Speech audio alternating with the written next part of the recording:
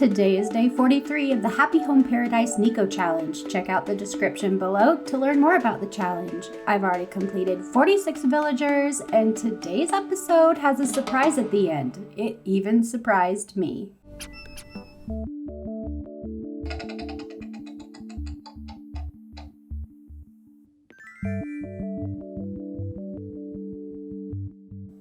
Rizzo is kind of a strange villager, but he asks for a secret hideaway. That is a pretty cool theme, but then the items he wants.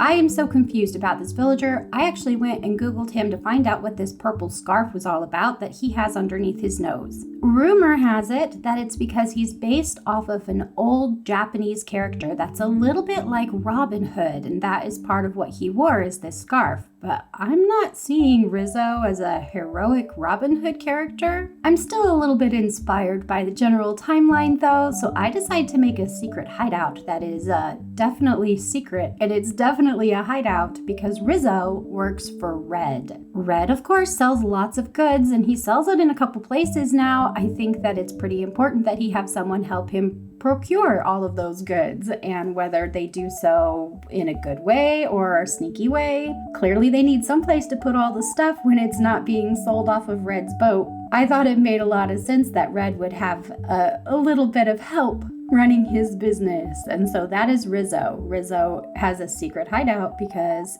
he kind of sneaks out to hide the goods that he is buying for Red to sell.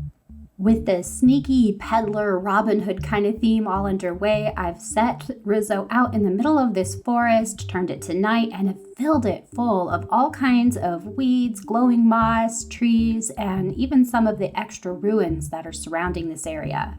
It made sense to me that a secret hideout would be deep in a forest, hidden in a valley, probably kind of a creepy, old, and difficult to find type of forest valley. For decorations and themes on the inside of the house, I decided it would be really cool if there was an old ancient ruin and that Rizzo had taken up residence in this ruin. It's a very deep, wet, swampy kind of forest, and it's kind of inside, kind of outside, and I think that having a little bit of a ruin structure sounds very mystical and sneaky. I used the swamp floor to keep it looking like a good outdoor forest type of an area, but this new beautiful wall in here was just exactly what I was looking for. I started filling up the entire space with lots of greenery, but also some items that I feel like Rizzo has put up to make the place look, well, you know, more fun. It's got the lanterns and lights, a campfire, and I made the futon into a sleeping bag. Just a lot of little things that I added into the place, including lots of barrels and the really cool covered cart. I think that having the cover wagon in here helps represent this peddler type of concept. Obviously, it would be full of goods that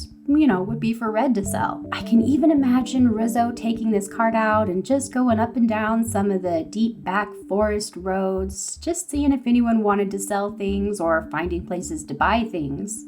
Or maybe steal things. I think Rizzo has some questionable morals. Once the inside is done, I went ahead and switched it over to the beautiful deep forest lighting, added in some butterflies, and with that, let's check out Rizzo's secret hideaway.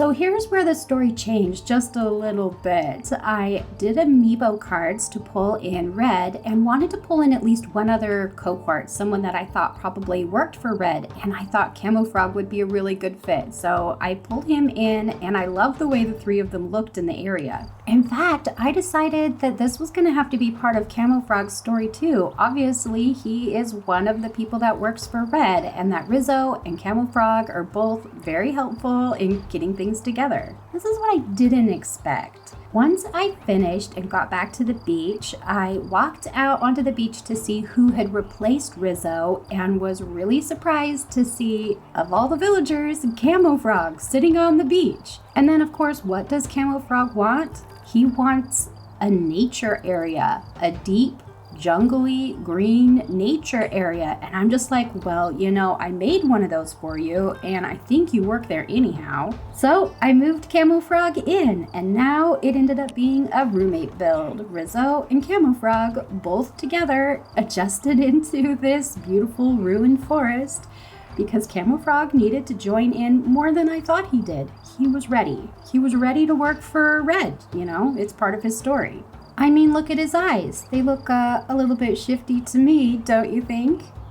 With that, day 43 is done. Only 365 villagers to go, as I finished 2 of them today, and 322 days to complete this challenge. I hope you found something useful here and continue creating in this game.